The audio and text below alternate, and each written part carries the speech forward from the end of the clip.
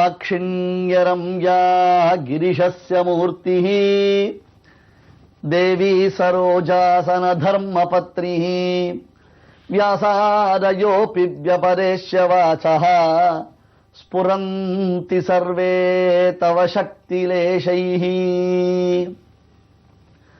உலகத்தில் நாம் ஒவ்வொருத்தரை கல்வி கடவுளர்களாக வழிபடுகின்றோம். தட்சிணாமூர்த்தி என்னும் பரமேஸ்வரனுடைய ஒரு நிலை கல்வி கடவுளாக சித்தரிக்கப்படுகின்றது. குரோஸ்து மௌனம் வியாக்கியானம் சிஷ்யாஸ்து சின்ன சம்சயாக என்று தட்சிணாமூர்த்தி ரூபத்தில் பரமேஸ்வரன் செய்த ஞானோபதேசம் மிகவும் பிரசித்தமானது. தாக்ஷிண்யரம்யா கிரிஷஸ்ய மூர்த்தி, தட்சிணாமூர்த்தியான அந்த பரமேஸ்வரன் கல்வி கடவுளாக திகழ்வதற்கு யார் காரணம்? அவர் செய்த என்ன தவம் காரணம்? தேவி சரோஜாசன தர்மபத்ரி. அடுத்தது தாமரையில் அமர்ந்துரையும் தனிப்பெரும் தலைவனாக திகழக்கூடிய பிரம்மதேவருடைய மனைவியான சரஸ்வதி தேவி, அவள் கலைமகள், கல்வி கடவுளாக போற்றப்படுகின்றாள்.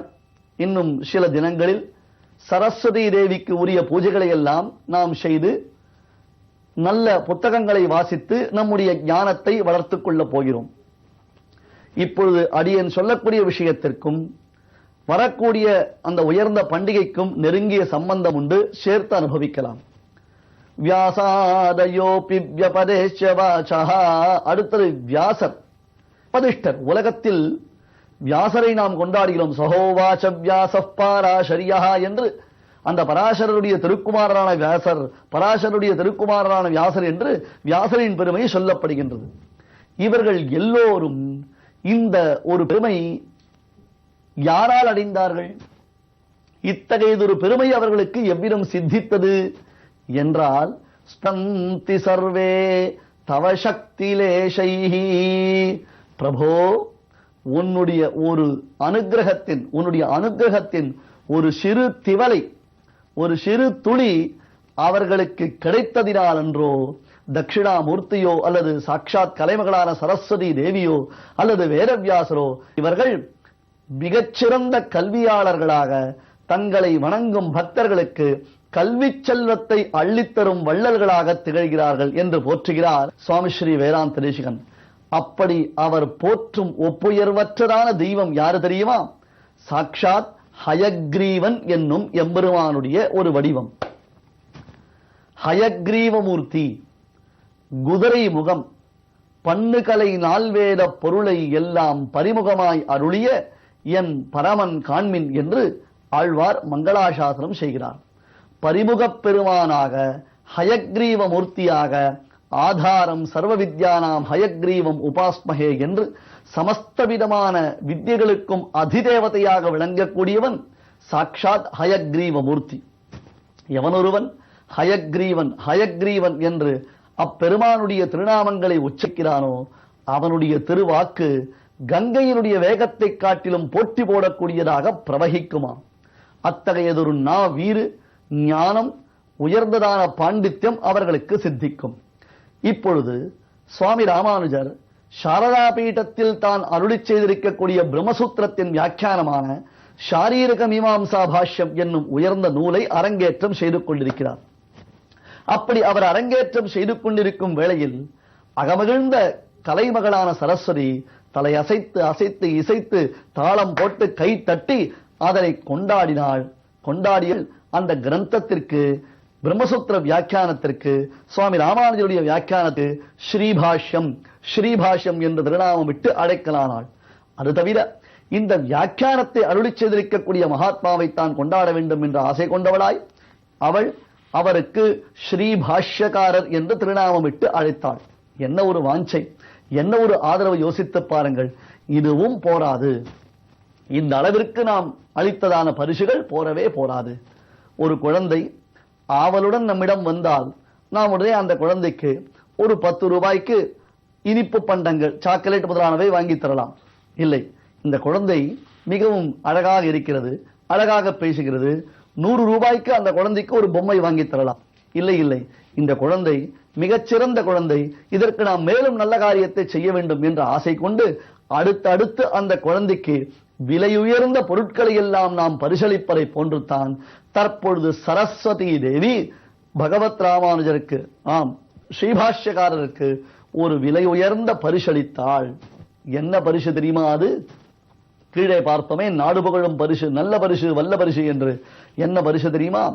தான் எப்பொழுதும் ஆராதித்து வரக்கூடிய தன்னுடைய ஆராதனை மூர்த்தியான சாட்சாத் ஹயக்ரீவ பெருமானை, ஹயக்ரீவனுடைய அர்ச்சா திவ்யமங்கள விக்கிரகத்தை சுவாமி ராமானுஜருக்கு சரஸ்வதி தேவி பரிசளித்தாள்.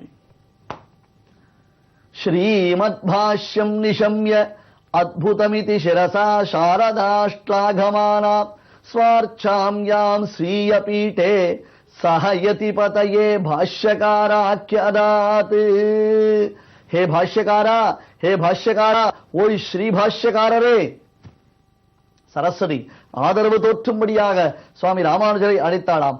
ஓய் ஸ்ரீ பாஷ்யகாரரே, இதோ உமக்கு நான் தர வேண்டிய உயர்ந்த பரிசு, இந்த பரிசை பெற்றுக் கொள்ளுங்கள் என்பதாக தன் ஆராதனை மூர்த்தியான,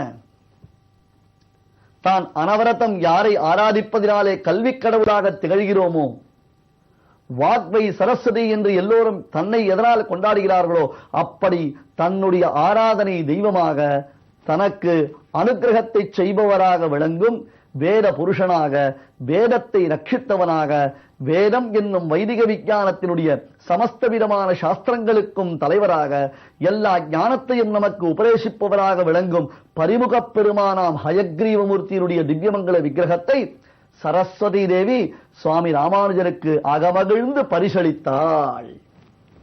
பார்த்தீர்களா? இது எத்தகையதொரு உயர்ந்த பரிசு. பரிசு பெற வேண்டும் என்றால் இப்படி பண்ணோம். பரிசு கொடுப்பவருடைய பெருமை எத்தகையது, அந்த பரிசனுடைய பெருமை எத்தகையது, அதுவும் எந்த சமயத்தில் பரிசளிக்கப்படுகிறது. இப்பொழுது சுவாமி ராமானுஜருக்கு அந்த பரிசு அளிக்கப்பட்டது என்றால் இதைவிட நாடு புகழும் நல்ல பரிசு உலகத்தில் வேறு என்ன இருக்க முடியும்? யோசித்து பாருங்கள். ஸ்ரீபாஷ்யக்காரரே, இந்த அரும்பெரும் சாகசத்தினால் நாம் அகழ்ந்து போனோம், இந்தாருங்கள் என்று தன் ஆராதனை தெய்வமான ஹயக்ரீவனை ராமானுஜருக்கு பரிசளித்தாள். இன்றும் அந்த ஹயக்ரீவ பெருமானை நாம் சேவிக்கலாம். சுவாமி ராமானுஜர் ஆராதித்து திருக்குறுகை பிரான் பிள்ளானால் ஆராதிக்கப்பட்டு அதன் பின்னர் சுவாமி ஸ்ரீ வேதாந்தரேசிகனால் நன்கு ஆராதிக்கப்பட்டு அந்த வேதாந்தரேசிகனுடைய பிரிய சிஷ்யரான பிரம்மதந்திர சுதந்திர ஜீர மூலமாக தொடங்கப்பட்ட பிரம்மதந்திர பரகால மட்டம் என்னும் சரித்திர புகழ் வாய்ந்த ஸ்ரீ வைஷ்ணவ சம்பிரதாயத்தை வளர்க்கக்கூடிய அந்த மட்டத்தின் பிரதான தெய்வமாக இன்றளவும் சரஸ்வதி தேவியினாலே சுவாமி ஸ்ரீபாஷ்யக்காரர்களுக்கு அனுகிரகம் செய்யப்பட்ட அந்த ஹயக்ரீவ மூர்த்தியை நாம் இன்றும் சேவிக்கலாம். அதை சேவிக்கும் பொழுதே, அப்பெருமானை சேவிக்கும் பொழுதே மேனி சிலிர்க்க வேண்டாமா? சத்தியலோகமான அந்த பிரம்மலோகத்திலிருந்து சாரதாதேவியினாலே சுவாமி ராமனுக்கு அளிக்கப்பட்டு சுவாமி ராமானுஜர் திருவாராதனம் செய்து பின்னர் திருக்குறுகை பிரான் பிள்ளானிடத்தில் வந்து அவர் திருவாராதனம் செய்து அதன் பின்னர் பரம்பரையாக சுவாமி ஸ்ரீ வேதாந்தரேசிகனால் திருவாராதனம் செய்யப்பட்டு அவர் தம் சிஷ்யரான பிரம்மதந்திர சுரந்திர ஜீயரிடத்தில் அளிக்கப்பட்டு அந்த ஜீயர் வழிவந்திருக்கக்கூடிய அனைத்து யதீஸ்வரர்களினாலேயும் ஆராதிக்கப்படும் பிரதான மூர்த்தியாக, வாக் தேவதையாக, எல்லா கல்விகளுக்கும் அதிதேவதையாக, நாம் விரும்பும் அனைத்து விதமான பலன்களையும் அளிக்கும் வள்ளலாக திகழும் அந்த ஹயக்ரீவ மூர்த்தியை நாம் சேவிக்கும் பொழுது நமக்கு என்ன குறை என்று ஒரு ஆனந்தம் உண்டாகிறது அல்லவா? விசுத்த விஞ்ஞான கனஸ்வரூபம் விஞ்ஞான விஸ்ராணன பத்த தீக்ஷம் தயாநிதிம் தேகபிருதாம் சரண்யம் தேவம் ஹயக்ரீவம் அகம் பிரபத்யே. அறியாமை என்னும் இருளை அகற்றும் சூரியனாக, நம்முடைய ஞானத்தை வளர்ப்பவராக, நாம் விரும்பும் பலன்களை அளிப்பவராக அந்த ஹயக்ரீவமூர்த்தி விளங்குகிறார். இப்படி சாரதா பீட்டத்தில் சுவாமி ராமானுஜர் தான் இயற்றிய பிரம்மசூத்திரத்தின் வியாக்கியானத்தை அரங்கேற்றம் செய்த பொழுது சாரதாதேவி அகமகிழ்ந்து ஆனந்தப்பட்டு அந்த கிரந்தத்திற்கு ஸ்ரீபாஷ்யம் என்னும் திருநாமமிட்டு அழைத்தாள். கிரந்தத்தை அருளிச் செய்த மகனீயரை ஸ்ரீபாஷ்யக்காரர் என்று ஆதரவுடன் அழைத்தாள். மேலும் தன் அற்புதமான ஆராதனை மூர்த்தியான உயர்ந்ததான ஹயக்ரீவ பெருமானையும் ஸ்ரீராமானுஜருக்கு பரிசளித்தாள். இதன் பின்னர் இந்த கிரந்தத்தினுடைய மேன்மை அவர் வழிவந்த ராமானுஜ சம்பிரதாயத்தைச் சேர்ந்த அனைத்து பெரியோர்களாலேயும் போற்றப்பட்டு வருகின்றது. சுதர்சன சூரி என்னும் ஒரு மகான், இந்த சுவாமிக்கு ஸ்ருத பிரகாஷிகாச்சாரியர் என்பதாகத்தான் திருநாமம். அதாவது இவர் தான் கேட்டதையெல்லாம் எழுதி வைத்தாராம். அது என்ன, அதை நாம் பார்க்க போகிறோம். அந்த சுதர்சன சூரி ராமானுஜருடைய சுவாஷ்யத்தின் மேன்மையை கொண்டாடும் பொழுது அவிஸ்ருதாஸ்து கம்பீராஹ ராமானுஜமுனேர்கிரஹ தர்ஷயந்து பிரசாதேன ஸ்வம்பாவம் அகிலம் திருடம். அவிஸ்ருதாஸ்து கம்பீராஹ, ஒரு சிலர் வளவள என்று எழுதி வைத்திருப்பார்கள். தேவையில்லாத விவரங்களை எல்லாம் தங்களுடைய அளித்திருப்பார்கள். ஒரு சிலர் எந்த விவரங்கள் நமக்கு தேவையோ அந்த விவரங்களை அந்த நூலில் சொல்லி இருக்க மாட்டார்கள், சுருக்கமாக சொல்லியிருப்பார்கள். சுவாமி எந்த இடத்தில் சுருக்கமாக சொல்ல வேண்டும், எந்த இடத்தில் விரிவாக சொல்ல வேண்டும், எப்படி சிஷ்யர்களுக்கு இந்த உபதேசத்தை செய்ய வேண்டும் என்பதை அறிந்து உபதேசம் செய்வதே ஒரு கலை, தெரியுமோ? இதைத்தான் காளிதாசன் முதலான மகாகவிகள் சொல்லுவார்கள். உபதேசம் செய்வது ஒரு கலை, தான் ஒன்றுமே தெரிந்து கொள்ளாமல் பேசிக் கொண்டிருப்பதில் பயனில்லை, எல்லாம் தெரிந்தவராக பேசாமல் இருப்பதும் பயனில்லை, தானும் அறிந்திருக்க வேண்டும், மற்றவர்களுக்கு அறிவுறுத்தும்படி அவர்கள் அறிந்து போகும்படியாக உபதேசம் செய்யக்கூடிய வல்லமை பெற்றிருக்க வேண்டும். இது இரண்டும் யாரிடத்தில் சேர்ந்திருக்கிறதோ அவனைத்தான் நாம் சத்குரு என்று போற்ற முடியும் என்கிறார். ஒரிடத்தில் விஸ்தாரமாக மிக விளக்கமாக நீண்டு கொண்டே இருந்தது என்றால் படிப்பவர்களுக்கு சுவாரஸ்யம் போய்விடும். அல்லது சுவாரஸ்யமான இடத்தில் அவர் விஸ்தரிக்காமல் அதை கொஞ்சம் விளக்கமாக சொல்லாமல் சுருக்கமாக சொல்லிவிட்டால் அதுவும் நமக்கு பிரயோஜனமற்றதாகிவிடும். ஆனால் ராமானுஜ பாஷ்யத்தில் இத்தகைய குற்றம் எதுவும் இல்லை என்று சுதர்சன சூரி நிர்தாரணம் செய்கிறார்.